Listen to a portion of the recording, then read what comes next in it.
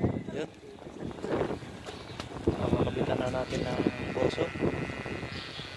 So ito yung magnet nya, ipinipoxy na lang natin. Ito, katapatan. So inipoxy ko na lang siya dito, yung bracket, para wala kasing paglagyan. So nakabit na ang ating puso. Ganda ng e-bike ni Bossing. Puging-pugi na mayroon pa siyang cooler.